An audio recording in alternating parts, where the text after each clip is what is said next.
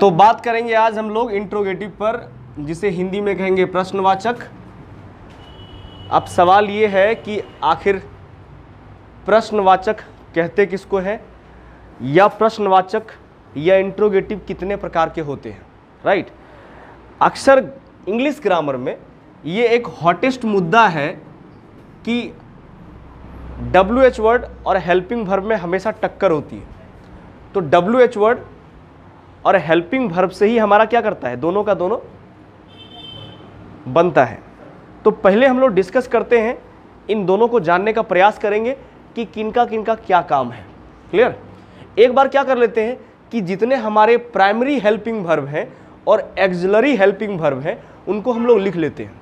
हालांकि helping verb की संख्या कितनी है, 24। कितनी है, 24। तो यहां पे मैं एक बॉक्स में लिख लेता हूं क्या क्या है। देखो, डू या डज इक्वल टू डीड रहेगा। इन लोगों को हमेशा किसकी जरूरत पड़ती है, V1 की। Is plus M plus R, इन दोनों से मिलकर दो चीज बनता है, ठीक है।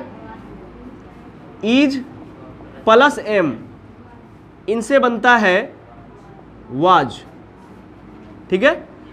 और आर से अकेले बनता है वर, याद रहेगा। चलो भाई, अब नीचे अगर आएंगे तो देखेंगे इन लोग में हमेशा डिमांड किसकी होती है, V4 की होती है।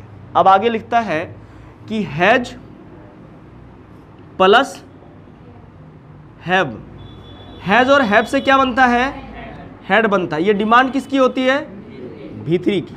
क्लियर। सच में कहा जाए तो प्राइमरी वर्ब की संख्या इतनी ही है, लेकिन इसके बाद भी आता है। जैसे हम लोग पढ़ते हैं हैज़ बीन और हैव बीन, पढ़ते हैं हम लोग हैज़ बीन और फिर हैव बीन, और ये दोनों मिलकर बनाते हैं हैड बीन। क्या बनाते हैं, हैड बीन। तो ये सब में जरूरत पड़ता है किसकी, V4 की।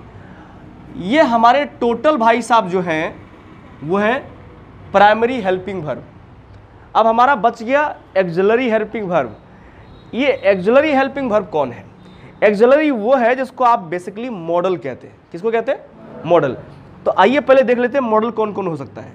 मॉडल में कहता है कैन से बनता है कुड, मे से बनता है, बोलो, माइट, सेल से बनता है शुड, और विल से बनता है, क्या बनता है, वुड। एक्चुअली में कैन से जो कुड बना, मे से जो माइट बना, सेल से शुड और विल से वुड, ये जो इधर का पार्ट है ना, वो एक्चुअली इन लोगों का पास्ट फॉर्म है। याद रहेगा सबको, रहेगा। तो ये पास्ट फॉर्म है। अब जो बच गए, मतलब क्या, जो चेंज नहीं हो सकते, वो है नीड, या वो है डेयर, या वो है मस्ट, या तो आउट टू, और क्या बच गया, यूज टू। तो कुल मिलाकर हेल्पिंग वर्ब इधर हमने लिख दिया। अब ध्यान देने वाली बात क्या है कि इसकी जरूरत हमें पढ़ने वाली है क्या, बोलता है यस पढ़ने वाली है इधर, और इधर अभी हम देखेंगे कि इसका हम यहां यूज कैसे करेंगे। देखिए, एक्चुअली इंट्रोगेटिव के दो प्रकार। एक प्रकार क्या कहता है, अगर मैं फर्स्ट रूल की बात करूं, फर्स्ट रूल कहता है कि अगर किसी अंग्रेजी वाक्य की शुरुआत हेल्पिंग वर्ब से हो, किसी पे हो बताओ, अगर उसकी शुरुआत हेल्पिंग वर्ब से हो, राइट, तो वो भी इंट्रोगेटिव है। लेकिन अगर उसकी शुरुआत अंग्रेजी में हेल्पिंग वर्ब से हो रही होगी तो हिंदी में वो हमेशा क्या से ही शुरू होगा।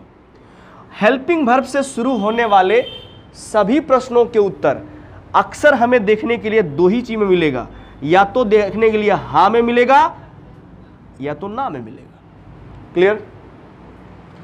तो हमने क्या देखा कि एक प्रकार हमें क्या बोल रहा है, फर्स्ट रूल कहता है कि जब भी सेंटेंस की शुरुआत हेल्पिंग वर्ब से हो, यानी इन चीजों से हो, तो हमें हिंदी में अक्सर वाक्य के पहले क्या मिलता है, क्या, और वो हमसे उत्तर में दो ही चीज चाहते हैं, या तो हाँ या ना।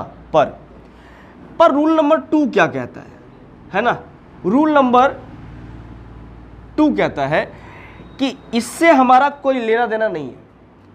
हमारे सेंटेंस की शुरुआत या तो W से होगी या तो H से होगा। अब कुछ भी कोई भी सोच सकता है कि ये WH क्या है भाई, तो ये WH वही है जिससे हम या तो W से बनेंगे वर्ड या तो H से बनाएंगे। जैसे मैं लिख सकता हूं हाउ, तो हाउ मतलब H, मैं लिख सकता हूं Y मतलब W, या लिख सकते हो हाउ मच, हाउ मच। कहने का मतलब क्या हुआ कि इसको हम लोग WH फैमिली कहते हैं। यह भी इंट्रोगेटिव का ही हिस्सा है। किसी को दिक्कत? यह भी इंट्रोगेटिव का ही हिस्सा है। लेकिन क्या कहता है, क्या इसकी शुरुआत इस प्रकार हिंदी के क्या से होगा? कहता नहीं होगा। इसकी शुरुआत इन शब्दों के, है ना, इन शब्दों के जो अर्थ आते हैं उससे होगा। लेकिन एक्चुअली में सेंटेंस के पहले नहीं आएगा। ये बीच में आ सकता है या सब्जेक्ट के बाद आ सकता है। ये अक्सर क्यों, कब, कैसे, कितना, कहाँ, इन शब्दों से, है ना, इन शब्दों को लेकर ये सब आ सकता है। और जो हमसे इन शब्दों पर पूछेगा निश्चित तौर पर उसका आंसर हाँ या ना में नहीं होगा। होगा क्या? नहीं होगा। तो हमें ध्यान ये देना है कि WH वर्ड का आंसर हाँ या ना में नहीं होता है। आप जरा सोचिए, आपसे कोई पूछे कि आप बाजार क्यों जाते हैं, why do you go to market, तो क्या आप उसका उत्तर हाँ या ना में देंगे? नहीं देंगे, आप कारण बताएंगे।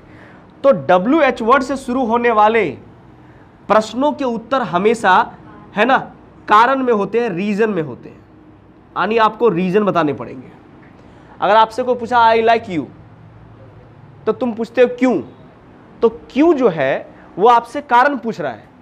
Y do you like me, आप मुझे क्यों पसंद करते हो, तब हाँ या तो ना नहीं कहोगे। आप कह सकते हो यू लुक हैंडसम या यू आर इंटेलिजेंट, कुछ भी ऐसा बोलोगे। तो जाहिर है कि पहले हम लोग ये दोनों फेज को जान लिए कि इसके दो प्रकार, एक हेल्पिंग वर्ब से शुरू होगी और दूसरा, ठीक है, WH वर्ड से स्टार्ट होगा। लेकिन हिंदी इनका इन चीज़ों से शुरू नहीं होगा। क्लियर? तो पहले इसको हम लोग लिख लेते हैं, फिर इसको वापस पढ़ेंगे अभी एक एक करके। तो पहला रूल पढ़ेंगे हम लोग हेल्पिंग वर्ब का और दूसरा रूल पढ़ेंगे हम लोग WH वर्ड का। एक बार ये क्लियर हो जाए तो समझिए सारा टेंस भी आराम से इसमें हम लोग क्या कर लेंगे, आराम से बना लेंगे। तो उम्मीद करते हैं कि पहले इन दोनों को आप लोग लिख लीजिए।